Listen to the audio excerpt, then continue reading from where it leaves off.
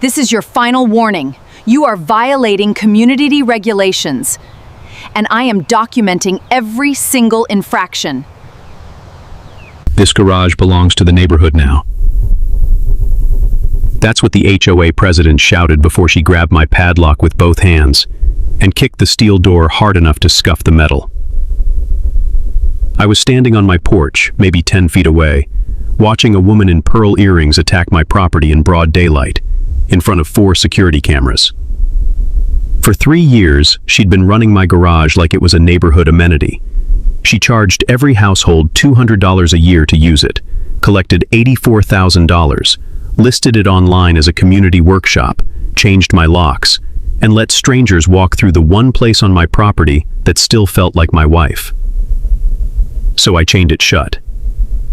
And she lost her mind. What she didn't know was that every second of it was being recorded and forwarded straight to the county DA. What would you have done? I moved to Linen Falls in the summer of 2019. It was a quiet subdivision in Forsyth County, Georgia. Big lots, old trees, front porches, the kind of place where people wave when you drive by. My wife Ellen found the listing. She fell in love with the backyard right away. 1/4 acre of Bermuda grass, sloping down toward a creek lined with river birch. I loved the space. Enough room for a real detached garage, not a shed, not a carport, a real workshop. I designed it myself. I spent 26 years as a structural engineer, so I didn't need a contractor. I pulled the permits, poured the footings, welded the frame on weekends, and Ellen would sit nearby in a folding chair with a paperback and a glass of sweet tea, watching me work like she was supervising a cathedral. She picked the workbench, solid white oak, 4 inches thick, from a mill outside Delana. She told me, "It has to be oak, Garrett. Oak lasts forever." She was right about the bench. She was wrong about forever. In October of 2020, Ellen was diagnosed with pancreatic cancer. By February, she was gone. 5 months. That's all it took. After she died, the garage became the only place I could breathe. I'd go out there at night, sit on the stool she used to sit on, run my hand across that oak bench, sand a board, sharpen a chisel, turn on the radio, and pretend she was still there behind me in that folding chair. The smell of cedar shavings and machine oil became the closest thing I had to comfort. Then Tammy Winslow showed up.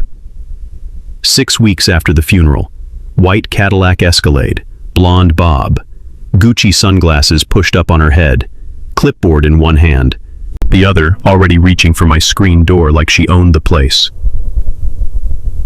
"Garrett, honey," she said, like we were old friends. We'd spoken twice. "The 4th of July committee needs somewhere to store folding tables and chairs. Your garage is just sitting there. It would be such a blessing to the community." I should have said no. I know that now. But I was 4 months into grief, living on frozen dinners, and too tired to fight a woman whose smile felt more like a warning than kindness. So I said yes, for 1 week. 1 week. The next morning, 6 folding tables arrived, then chairs, then coolers, then boxes of decorations. 1 week became 2, 2 became a month. Somebody left a broken leaf blower by the wall. I asked Tammy about it at the mailbox, and she laughed. "Oh, Garrett, it's just easier to leave things there. You don't mind, do you, sweetie?" I did mind. I just didn't say it loudly enough. The first time I realized how far she'd gone was when my neighbor Hank Ellison told me, plain as day, "Garrett, you know she made copies of your key, right?" I thought he was kidding. He wasn't. He'd seen her at the hardware store making 6 duplicates. That night I checked the lock. My key still worked, but the brass was scratched. The keyhole was marked up from unfamiliar copies being jammed in.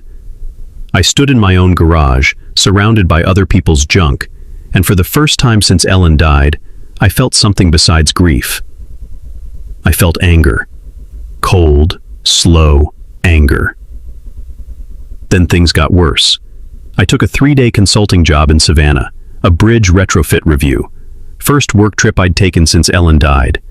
When I came back, the garage door was wide open, lights on, voices inside. I walked in and stopped dead.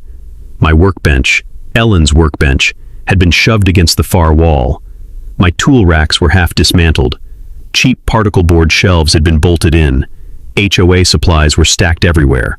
Holiday bins, folding chairs, event decorations, a box labeled, "Do not remove."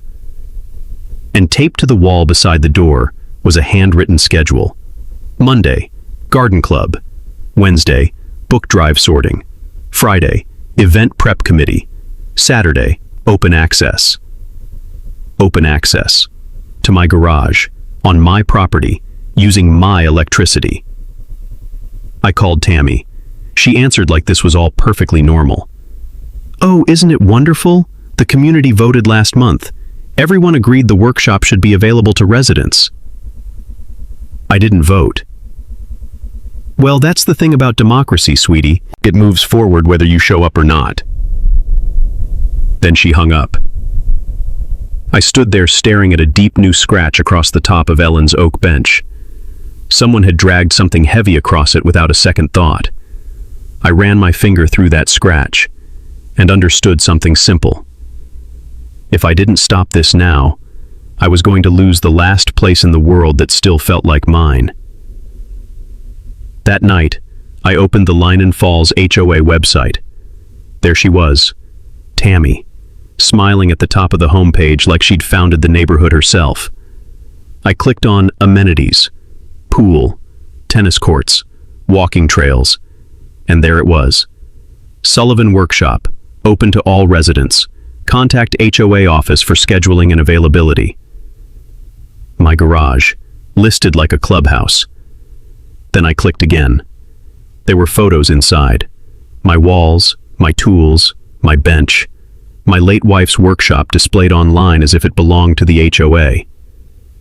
That's when this stopped being rude and started becoming dangerous, because once an HOA lists private property as a community amenity, especially in disclosure materials for buyers, they're not just overstepping, they're misrepresenting property rights. And if people bought homes expecting access to that workshop, they were sold a lie. I screenshotted everything, printed every page with timestamps, saved it all in a folder called Evidence. Then I started a second folder called Timeline. At the next HOA meeting, I learned just how big this had gotten. Tammy sat at the front table like a CEO, clipboard, projector, fake smile. Her husband Craig sat next to her. Denise Pewitt, the treasurer, sat on the other side. About 40 residents showed up. Half of them looked scared to make eye contact with her. She moved through the agenda, pool maintenance, landscaping, trash cans, then clicked to the budget slide. That's when I saw it. Workshop Maintenance Fund, $28,000 collected. I raised my hand.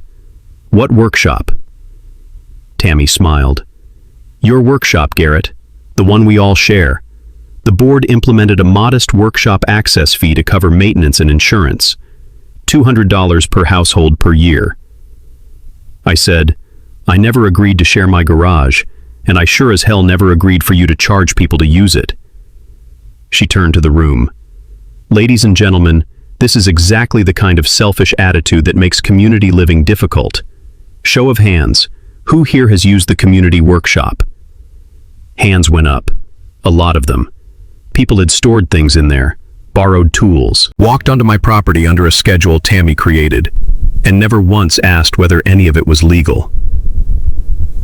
Tammy looked back at me and said, "The majority has spoken." Then she moved on. After the meeting, I asked Denise for the HOA financial records for the last 3 fiscal years. She said I needed board approval. I told her no, I didn't. Under Georgia law, HOA members have the right to inspect association financial records, actual records, not summaries, not whatever version the board feels like showing you. I told her she had 5 business days. Tammy stepped close and said quietly, "You're making enemies, Garrett." I said, 5 business days. Then I sent the request by certified mail, signature required. And for 5 days, I watched strangers keep walking in and out of my garage like it was a bus stop. No response came, so I sent a second certified letter. Then, on the 6th day, I walked across my yard to the garage and found a brand new brass padlock hanging from the door. My key no longer fit. They had changed the lock on my building, on my land. I called Tammy. She answered like she'd rehearsed it. "Oh, the lock. The board voted to upgrade security on all community facilities." "It's my garage." "Sweetie, the community has been maintaining that space for over a year. At this point, it's a shared asset." Shared asset. That phrase told me everything. I called Hank, and within 10 minutes he was standing in my driveway looking at the lock. When I told him Thompson's lock and key had changed it, he snorted. "Eddie Thompson? Craig Winslow's first cousin." Of course he was. Tammy's husband Craig sat on the county planning commission. His cousin changed the lock. Denise handled the books. Tammy controlled the board. This wasn't miscommunication. It was a family operation. So I hired a licensed surveyor. He came out with a tripod, plat maps, measuring gear, the whole works. Spent 4 hours walking the lot lines. The report came back crystal clear. The garage sat entirely on lot 47, my lot. The nearest common area boundary was 31 feet away. No overlap, no encroachment, no ambiguity. Private property, fully permitted, fully approved. If you ever get into a property dispute with an HOA, get a survey. Opinions don't matter much in court. Measurements do. I made 3 copies. One for me, one for my attorney, one for my truck. Then I hired the attorney. Walt Jeff, older guy, bulldog build, office over a barber shop in downtown Forsyth. I laid out everything. Screenshots, letters, survey, photos, notes, dates, names. He read it all in silence, took off his glasses, and asked one question. "How many homes in Linen Falls?" "About 140. "And she's been charging $200 a household for 3 years?" I nodded. He did the math. $84,000. Where did it go? That was the real question. When Walt subpoenaed the financials, Denise and Tammy refused to show me. The answer was worse than I expected. The money was not in the HOA operating account. It was not in reserves. It was in a separate account called the Linen Falls Community Enhancement Fund, an account not listed in official HOA filings. 2 authorized signers, Tammy Winslow, Denise Pewitt. Of the $84,000 collected, $31,000 had already been withdrawn. No invoices, no receipts, no vendor documentation, nothing. The garage had never been maintained by them. The electricity was mine, the supplies were mine, the tools were mine. $31,000 had simply evaporated. Walt folded his hands and said, "This is not a homeowner dispute anymore. This is embezzlement." Then he used another phrase, possible wire fraud. He asked if I wanted him to contact the county DA. I said yes, because at that point, this was bigger than me. That night I went back into the garage, after getting the lock changed back by a locksmith I hired, not her cousin, and opened Ellen's blueprint drawer. Her original sketches were still inside, and in one corner she had written in pencil, "Workshop corner here. Heart." I ran my finger over that little heart and said out loud, "I'm going to get it back." Then I made a plan. Over the next 3 weeks, I locked the place down like a vault. I drove to a rigging supply warehouse outside Atlanta and bought 40 feet of grade 100 alloy steel chain, 3/8 inch thick, rated for 12,000 pounds. Not something you cut with bolt cutters unless you enjoy public humiliation. Then I bought 4 high-security padlocks, drill-resistant, pick-resistant, the kind that tells a would-be intruder they've chosen the wrong hobby. I welded steel reinforcement plates over the hinges, installed anchor points into the frame and concrete, ran 4 separate chains through the structure. By the time I was done, the garage looked less like a workshop and more like a statement. Then I installed 4 cameras with night vision and cloud backup, 2 on the garage, 1 on the driveway, 1 on the side yard. If anybody touched that building again, I wanted footage so clear you could read brand names off the tool bag. While I handled the physical side, Walt handled the legal side. He filed a complaint with the county DA for trespass, fraud, unauthorized use of private property, and embezzlement. He also filed a complaint with the Georgia Real Estate Commission, because every buyer in Linen Falls over the previous 3 years had received HOA disclosures listing a community workshop as an amenity. That meant homes may have been sold based in part on access to a building the HOA didn't own. That exposes everybody involved: Tammy, Denise, potentially the board, maybe more. Then Walt introduced me to Nina Hargrove, a reporter at the county paper. Sharp, relentless, the kind of local journalist who actually reads documents. I gave her everything and said, "Don't run it yet." I wanted timing. At that point, I had the survey, the financial records, the chains, the cameras, the lawyer, the DA complaint, and half a dozen neighbors who'd been quietly waiting for Tammy to finally go too far. She did. She found out about the cameras on a Tuesday. By 3 that afternoon, I had a violation notice shoved under my front door. It claimed my cameras were pointed toward common areas in violation of HOA privacy policy, Section 12.4. I pulled up the governing documents. There was no Section 12.4. She'd invented it. Walt took one look and said, "Keep that. Fabricating rules to intimidate a homeowner is useful." Then Tammy called an emergency board meeting I wasn't invited to. Hank went and called me after. 3-0 vote. $500 a day in fines until I removed the cameras and the chains. They also voted to place a lien on my house if I didn't pay. 3 people. The same 3 people who'd taken my garage, hidden money, changed my locks, and lied to residents. Now trying to fine me for protecting my own property. I didn't pay a dime. Walt sent one short response letter saying the fines were unenforceable because the garage was on private land outside HOA authority, and any fraudulent lien attempt would be challenged in court and reported to the Attorney General. A day later, Craig called me. It was late. I was in the garage finishing a rocking chair. He spoke in that slow, deliberate voice people use when they think subtle threats sound sophisticated.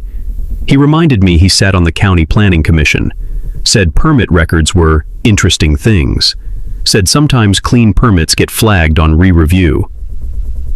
He never used the word threat. He didn't need to.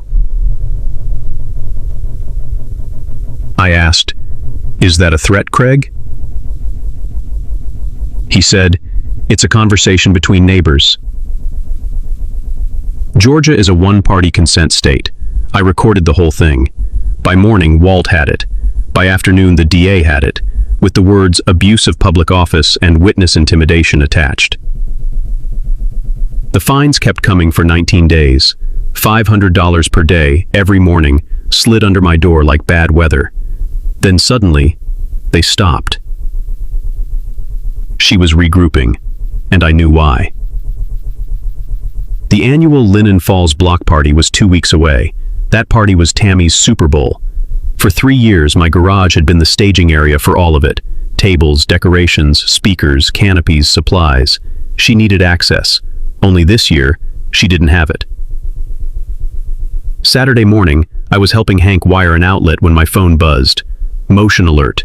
Camera 2. I opened the feed.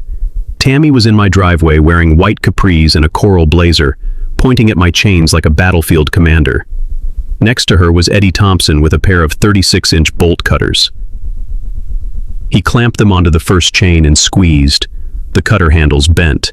The chain didn't. He went back to the van and came out with an angle grinder. The sound came through the camera feed like a scream. Sparks flew across my concrete. Tammy stood there watching like this was some minor administrative inconvenience, not a felony in progress. I called 911. Deputy Lane Caldwell arrived in 9 minutes.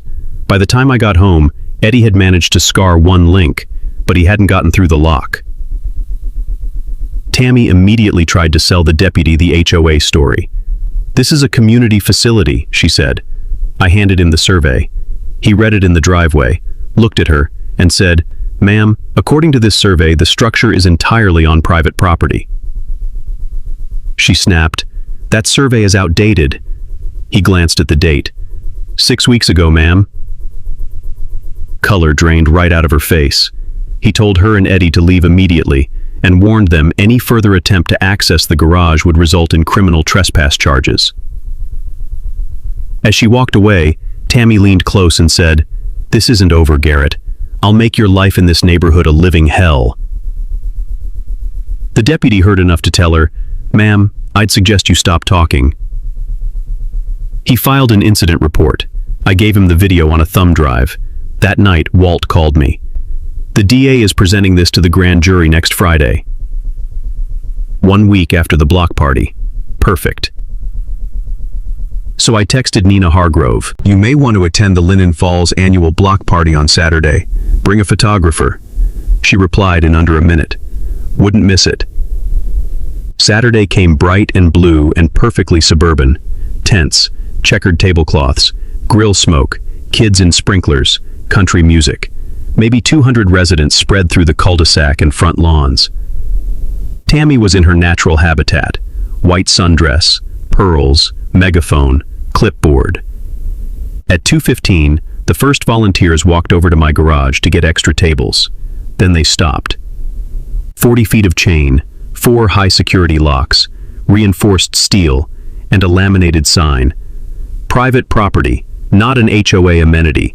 Trespassers will be prosecuted." They turned around and went back to Tammy. I watched from my porch, coffee in hand, sitting in the rocking chair I'd just finished. She crossed that cul-de-sac in about 12 seconds. She read the sign, read it again, then lifted the megaphone. "Garrett Sullivan, open this garage right now. You are disrupting a community event and violating your obligations as a Linen Falls homeowner." Her voice echoed across the street. 200 people went quiet. I set down my coffee, picked up a manila folder, and walked down the porch steps. Slowly, calmly. "This garage is on lot 47, I said, loud enough for everyone to hear. "My lot. Surveyed, deeded, and privately owned. It has never been HOA property." She shouted, "The board voted." I said, "The board cannot vote to take private property." Then I opened the folder. "For the last 3 years, you have collected $84,000 in workshop fees from residents of this neighborhood. Fees for access to my garage, on my property, using my electricity." I held up the bank statements. "Where did the money go?" Nobody said anything. The bouncy castle hissed in the background. A paper plate blew across the street. Tammy opened her mouth, closed it, opened it again. "That money went to maintenance and community improvements." From the crowd, Connie Averett called out, "What improvements? The pool filter's been broken since spring." That cracked the dam. People started talking. Questions came from all sides. Where's the money? Why were we paying workshop fees? Why wasn't it in the budget? Why did the website say it was community property? Then Walt Jeff stepped out of his car at the end of the street carrying his briefcase. Behind him came Nina Hargrove and her photographer, and behind them came Deputy Caldwell and another deputy. They walked straight to Tammy. "Mrs. Winslow," Caldwell said, holding out the papers, "you've been served. Criminal summons from the Forsyth County District Attorney's Office. Charges include embezzlement, fraud, and criminal trespass." Her hand shook when she took it. She looked over at Craig by the grill. Craig took one look at the deputies, one look at the photographer, and started backing into the crowd like a man trying to reverse out of his own life. Tammy dropped the megaphone. It cracked on the asphalt. I picked it up, clicked it on, and said, "She called it community property. The county calls it theft. And this garage stays chained until every dollar is accounted for." For 3 seconds, nobody moved. Then Connie started clapping. Hank joined in. Then the family by the grill. Then the couple near the tents. It spread in a slow wave. Not cheering exactly. Something steadier than that. Relief. The sound of a neighborhood finally deciding it had seen enough. The story ran the following Wednesday. Front page of the Forsyth County News. HOA president charged with embezzling $84,000 from residents. The photo showed Tammy in her sundress holding the summons. My chained garage was visible behind her. Over the next 6 weeks, everything unraveled. Tammy took a plea deal. 18 months supervised probation. Full repayment of the $84,000. Permanent ban from serving in HOA leadership in Georgia. A public apology read into the record at the courthouse. Craig resigned from the Planning Commission before the ethics inquiry got far enough to drag him through daylight. Denise was voted out by the neighborhood and had to repay several $1,000s in consulting fees nobody could explain. Eddie Thompson lost his locksmith license for 2 years. Tammy listed her house 3 weeks after the plea. Sold in 11 days. Her white Escalade rolled through the neighborhood gate for the last time on a Thursday morning in December. I was in the garage when she left. I didn't watch. I didn't need to. Hank told me later she never looked back. Not at the house, not at the people she bullied, not at the garage she tried to steal. In January, the neighborhood elected Connie HOA president, unopposed. Her first act was ordering a full financial audit. Her second was abolishing the fake workshop fee. Residents got refund checks. The pool got fixed. The playground got fresh mulch. And for the first time in years, the dues actually went where they were supposed to. Then something happened I didn't expect. The new board approved construction of a real community workshop on actual common property near the creek. Voluntary contributions raised the money. A contractor broke ground in May. I donated some of Ellen's tools, her handsaw, her claw hammer, the tape measure she used to clip to her apron. The workshop opened that September, 1,200 square feet, big windows facing the water, the smell of fresh pine everywhere, and mounted by the entrance was a brass plaque, the Ellen Sullivan Community Workshop, built by neighbors for neighbors. I stood in front of that plaque on opening day with Hank beside me, and kids already tracking sawdust across the floor. He put a hand on my shoulder and said, "She'd have loved this." I looked at those brass letters catching the afternoon light and said, "Yeah, she would have been the first one through the door."